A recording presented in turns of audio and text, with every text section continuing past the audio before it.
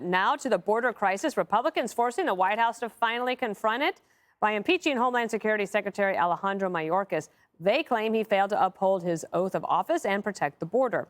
GOP lawmakers say it's long overdue, accusing Mayorkas of doing nothing as a jaw-dropping amount of illegal immigrants pour into the country. The latest example being this shocking video of Chinese migrants slipping through a small gap of the border wall near San Diego. President Biden vowing history will not look kindly on Republicans who voted to impeach, and the Democrats out in force to defend Mayorkas. History will not look kindly on House Republicans for this blatant act of what we believe to be unconstitutional bipartisanship. It's shameful. They cheapened the meaning of impeachment. They continue to shred the Constitution. What we've got is a right-wing isolationist MAGA cult that has overtaken the Republican Party. The only thing that's going to change is his Wikipedia page. There'll be a new line on his Wikipedia page. That's it. He's still going to be the secretary. We did a foolish thing, and that is to pass an impeachment of a very qualified and effective Secretary of Homeland Security. And while Mayorkas awaits his Senate trial, the influx of illegal immigrants continues to overwhelm blue cities across the nation. Let's look at Boston, getting so crowded at shelters there that migrants are moving out to the suburbs. One woman who welcomed a Haitian family of 3 into her apartment says that she feels like she has a personal chef because the migrant enjoys cooking. And a Democrat there is encouraging others to join in, saying this: I think everybody should be opening their doors because this is a shared responsibility. Greg, we've been suggesting that. Yeah, you know what? If you're for the open border, open your door. Yeah, and you know, the Dems, they're for indentured servitude now. Isn't that nice? It feels great to act like a Democrat. Because what do Democrats do? They impeach knowing it would be defeated. And the reason, of course, is always because it's a noble one. For even if you know you can't succeed, you cannot remain silent. You must get it on record, or else history will judge us for doing nothing. That's what a Democrat would say whenever they impeach Trump. So when you're in a battle and you show up with spears and the other side has cannonballs, you don't scream, "That's not fair. You don't get those cannonballs." No, you go get cannonballs. So the Dems, who've been impeaching and targeting their political adversaries with lawfare, well, now it's time to grow some cannonballs and impeach the Democrat incompetence and start suing, Soros-funded DAs. Why not? They've been doing it. And this is not partisan, counter to what they're saying. All Americans have been affected by his incompetence. If this guy was managing a Chuck E. Cheese, he would have been fired. People would show up.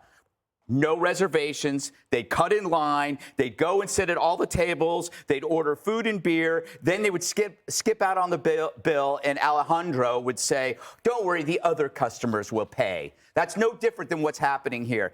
Raises a bigger question. Why did he get so far, and how did it get this bad?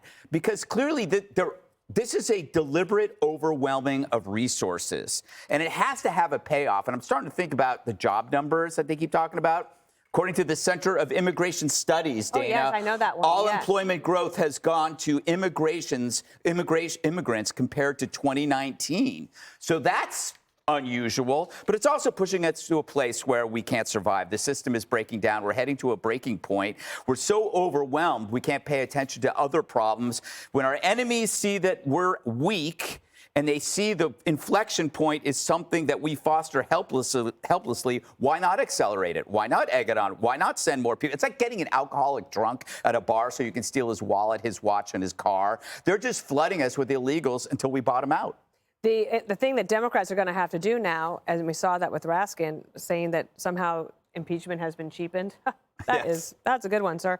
But the Democrats are going to have to defend Biden and Mayorkas on the border quite a bit now. Well, Dana, I'm reminded of the last time a cabinet official was impeached back in 1876. Do you remember that? William Belknap was the Secretary of War for Ulysses S. Grant, and his wife, Corita, had a taste for the finer things in life and demanded a lavish lifestyle. And oftentimes back in the day, cabinet secretaries were expected to entertain and host parties in Washington, D.C. They took over a large house that was previously owned by William Seward, the Secretary of State, and just threw bangers night after night after night, and so overextended their invitations. At one point, 1,200 guests arrived at the party, and they trashed the place and caused so much damage, the Belknaps could not afford to pay any of the contractors to clean it up. So what did they do? The wife, Corita, engineered a kickback scheme. All of the Western military posts out in Indian territory would then get a cut and send it back to Belknap and his wife in order to make up for the lost income. Now, this went on for many, many years until it was finally discovered. And when it was discovered, Belknap ran into Ulysses S. Grant's office and said, "I am sorry, here is my resignation." And then he burst into tears. And he accepted the resignation. And what did they do in the House of Representatives? They voted to impeach him. The articles were sent to the Senate, where the Senate did not meet the 2/3 threshold to convict, yet a majority of senators did vote for the conviction. At that point, it didn't matter. He had already resigned. So the story makes me feel that what Mayorkas did is so much worse than Belknap, who cried, submitted his resignation, and left D.C. in disgrace. So if Belknap can do that, so should Mayorkas, because what he's done to this country is so much worse. They just said quick to the others, and I don't know if we can do that quickly because we have a lot to say. And Jessica, you were away last week. It's great to have you back around the table. What about somebody like a John Tester, Bob Casey, Sherrod Brown, even Tammy Baldwin? Those are tough Senate races for those Democrats, and they'll be looking at this. They will be, absolutely. And there has already been tougher talk on the border. I think John Fetterman's kind of been leading the way, saying, it doesn't make you less of a patriot. It doesn't make you less of an American, less of a Democrat to say that we have a border crisis, and you should absolutely accept that. Ken Buck, who was one of only 3 Republicans in the House to vote against impeaching Mayorkas, has a piece in the National Review that's out today, talking about how poor job performance is not an impeachable offense. There is actually a standard that the Constitution lays out: treason, bribery, high crimes and misdemeanors, and that being bad at your job, and he says he's really bad at his job, doesn't meet the threshold. But you are seeing the GOP's focus on this border crisis, which there is a bill. They could pass it, bipartisan bill out of the Senate. Joe Biden wants to sign it. They're paying attention to that. And then Tom Suozzi is winning George Santos' seat last night. And guess what Tom Suozzi did? He ran on closing the border. He's a Democrat, always has been, very successful record, mayor of Glen Cove. Then he was in the House for 3 terms, ran against Kathy Hochul. He was genius about it. He said, you don't have to agree with Joe Biden about everything. It doesn't make you less of a Democrat. He went to his opponent, who is a very strong opponent, I should add, was doing an event at a migrant shelter in Queens. Tom Suozzi showed up, and he took over the cameras, and he started talking about how this is just an American problem. It is the pathway for Democrats to win, and I think you'll see that in these swing districts. Okay. But the main message is Democrats continue to overperform in the Joe Biden era, and we're unified. Kathy Hochul, who probably hates Tom Suozzi more than anyone else on the planet for running against her, campaigned for him. Hakeem Jeffries mobilized. AOC came out and said, I'm on the same page as Tom Suozzi.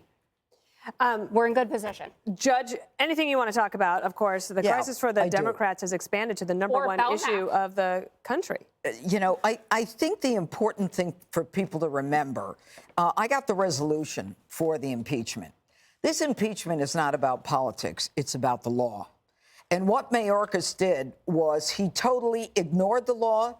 He violated the law. He violated his oath to the Constitution. Number one, he refused to comply with a detention mandate that requires all who clearly and beyond a doubt are entitled to be admitted.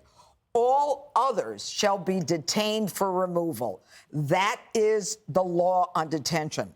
He also failed to enforce the law, which required removal of Border Patrol from protecting the border to processing the release of illegals into the United States. He also expanded parole programs, never authorized by Congress. He exceeded his authority. He thought he was an executive with a pen and a telephone. Mm-hmm. He dramatically degraded the quality of life for Americans throughout this country. And I haven't even talked about the breach of trust in this resolution, where they talk about the fact that alien smuggling organizations made $13 billion in 1 year, and where the access to Homeland Security, they wouldn't allow the Inspector General. Can you imagine if Donald Trump's Secretary of Homeland Security would not allow the Inspector General access to anything in that department? I mean, you know, this is really not about the question of, you know, history will not look kindly on us, you know, for what the Republicans have done. The truth is, history will not look kindly upon America for tolerating what is basically our government caring more about illegals and putting American citizens, subjugating them to those illegals in every way, financially, in terms of education, in terms of hospitalization, and in terms of money for food. It just goes on and on. So this is something that had to be done. And if this cheapens impeachment, what is a phone call? Somebody tell me if that doesn't cheapen impeachment. A phone call saying, Yeah. give me All right, we're my gonna go. opponent. We really have to go. Click here to subscribe to the Fox News YouTube page to catch our hottest interviews and most compelling analysis. You won't get it anywhere else.